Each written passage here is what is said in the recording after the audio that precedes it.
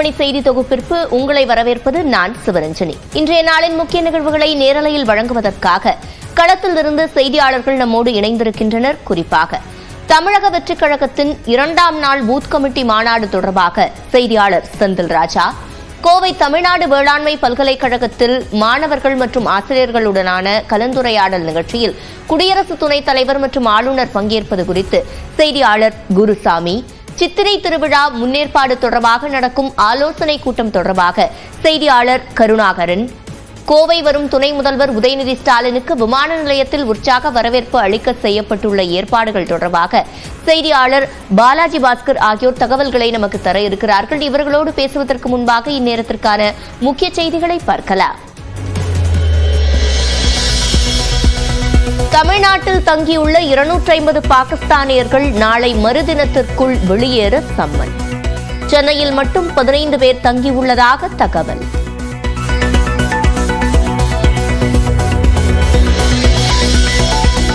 இந்தியாவிற்கு எதிராக ஐக்கிய நாடுகள் சபையின் பாதுகாப்பு கவுன்சிலில் பாகிஸ்தான் புகார்.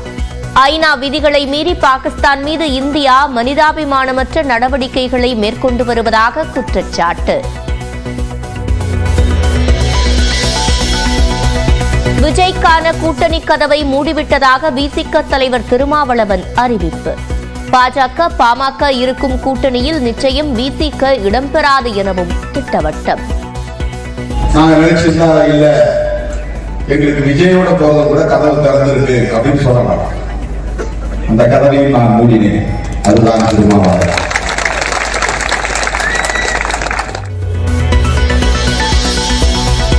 கேரளாவின் கொச்சியில் மலையாள திரைப்பட இயக்குநர்கள் கலில் ரஹ்மான், அஷ்ரப் ஹம்சா கைது. உயர் ரக கஞ்சாவை வைத்திருந்த புகாரில் நள்ளிரவில் சுங்கத்துறையினர் நடவடிக்கை.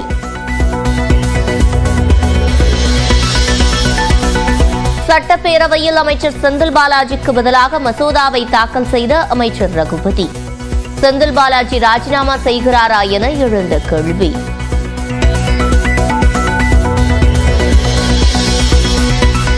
தமிழ்நாடு அமைச்சரவை மாற்றம் குறித்த அறிவிப்பு இன்று வெளியாக வாய்ப்பு என தகவல். செந்தில் பாலாஜி வழக்கு நாளை உச்சநீதிமன்றத்தில் விசாரணைக்கு வர இருப்பதால் பரபரப்பு.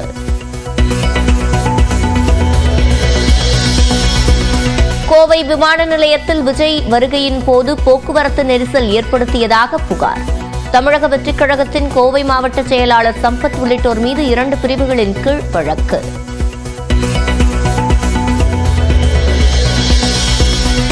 திருப்பத்தூர் அருகே செண்பகம்பேட்டையில் மீன்பிடி திருவிழா. கண்மாயில் இறங்கி மீன்பிடித்த 1000க்கும் மேற்பட்டோர்.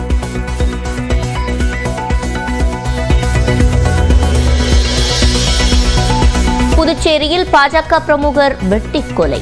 கொலை வழிபறி உள்ளிட்ட பல்வேறு வழக்குகள் உள்ளதால் பழிக்கு பழியாக கொலையா என விசாரணை. உளுந்தூர்பேட்டை அருகே டயர் வெடித்து தாறுமாறாக ஓடிய கார். ரோந்து வாகனம் மீது மோதி விபத்து. தலைமை காவலர்கள் 2 பேர் காயம்.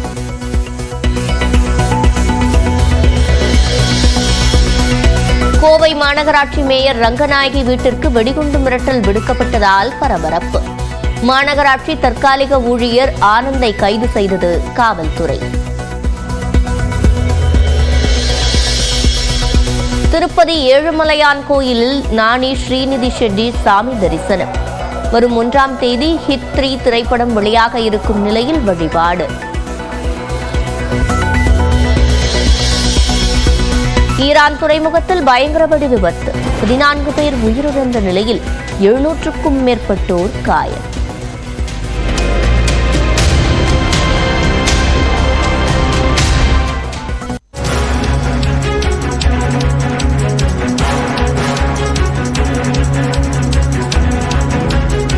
அண்மை செய்தியை பார்த்து வருகிறோம்.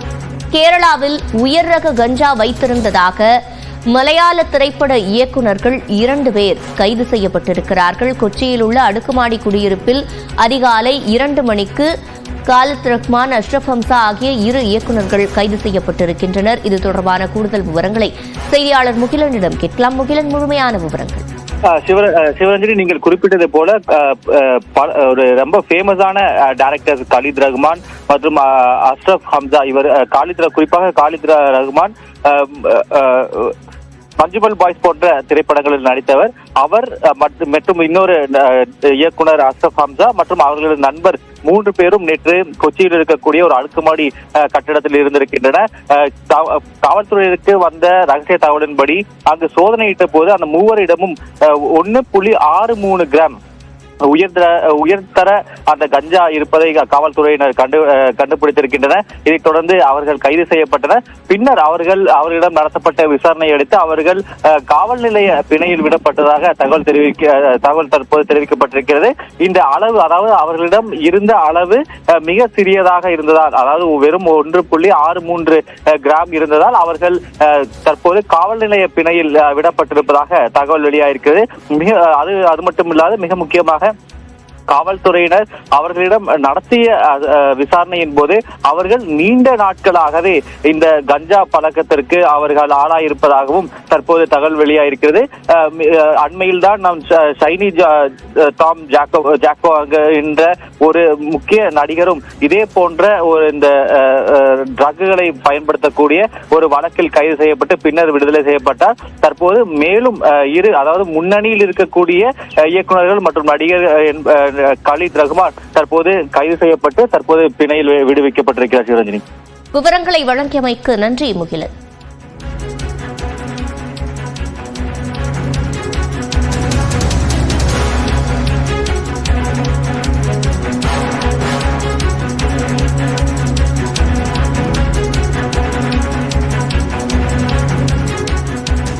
திருப்பத்தூர் அருகே செண்பகம்பேட்டையில் உள்ள மேலக்கண்மாயில் மீன்பிடி திருவிழாவில் பல்லாயிரம் பேர் பங்கேற்றுள்ளனர். கூடுதல் தகவல்களை நமது செய்தியாளர் முத்துராமலிங்கத்திடம் கேட்கலாம். முத்துராமலிங்கம், நிலவரம். சிவரஞ்சனி, கோடைகாலம் தொடங்கினாலே சிவகங்கை, புதுக்கோட்டை மாவட்டங்களில் உள்ள கிராமங்களில் மீன்பிடி திருவிழா களை கட்ட தொடங்கிவிடும். அந்த வகையில் சிவகங்கை மாவட்டம் திருப்பத்தூர் அருகே செண்பகம்பேட்டை மேலக்கண்மாயில் இன்று ஊத்தா மீன்பிடி திருவிழா கோலாகலமாக நடைபெற்றது. அந்த காட்சிகளை நாம் இப்போது நேரடியாக பார்த்து வருகிறோம். மேலும் இந்த ஊத்தா கூடையிலிருந்து 1000க்கும் மேற்பட்டோர் கலந்து கொண்டு ஊத்தா மீன்பிடி திருவிழாவில் பங்கேற்றுள்ளனர். தற்பொழுது மீன்பிடி தடை காலம் என்பதால் கடலில் மீன் விலை அதிகரித்தாலும் காணப்பட்டாலும் அது ஒரு புறம் இருந்தாலும் கண்மாய் மீன்களுக்கு எப்போதுமே கிராம மக்களிடையே ஒரு நல்ல வரவேற்பு இருக்கும். அந்த வகையில் சிவகங்கை மாவட்டம் திருப்பத்தூர் அருகே செண்பகம்பேட்டை மேலக்கண்மாயில் மீன்பிடி திருவிழா இன்று நடைபெற்றது. இதில் ஊத்தா கூடைகள் மூலம் மட்டுமே மீன்பிடிக்க வேண்டும் என்ற விதிமுறைகள் பின்பற்றப்படும் என அறிவிக்கப்பட்டதால் இன்று அதிகாலையில் இருந்தே சிவகங்கை, புதுக்கோட்டை, திண்டுக்கல் உள்ளிட்ட மாவட்டங்களில் இருந்து 1000க்கும் மேற்பட்ட கிராம மக்கள் இருந்து ஊத்தா கூடையுடன் கம்மாக்கரையில் இருந்தனர். தொடர்ந்து செண்பகம்பேட்டை கிராமத்தினர் இந்த ஆண்டு நல்ல மழை பெய்து விவசாயம் செழிக்க வேண்டும் என வழிபாடு பிடித்து ஊத்தா மீன்பிடி திருவிழாவிற்கு அனுமதி அளித்தனர். இதனைத் தொடர்ந்து போருக்கும் போகும் வீரர்களைப் போல நாலாபுரமும் மின்னல் வேகத்தில் ஓடி சென்று கம்மாயில் இறங்கி சுட்டி போட்டு மீன்களை பிடிக்கத் தொடங்கினர். இதில் கட்லா, விரால், கெண்டை, ஜிலேபி, பாப்லெட், ரோகு உள்ளிட்ட மீன்களை பிடித்தனர். மேலும் இந்த நடைபெற்ற மீன்பிடி திருவிழாவை கிராம மக்கள் குடும்பமாக வருகிறது ஏராளமானோர் கம்மாக்கரையில் நின்று வேடிக்கை பார்த்தனர். சிவரஞ்சனி, விவரங்களை வழங்கியமைக்கு நன்றி முத்துராமலிங்கம்.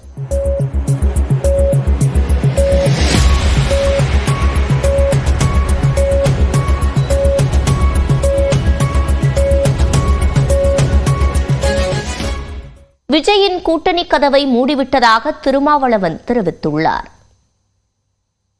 புதிதாக கட்சி தொடங்கி இருக்கிற நடிகர் நண்பர் விஜய் அவர்கள் கூட புத்தக வெளியீட்டு விழாவுக்கு வரும்படி அழைப்பு விடுத்த போது விகடன் இதழின் சார்பில் அது ஒரு தவறான யூகத்தை கொடுத்துவிடக் கூடாது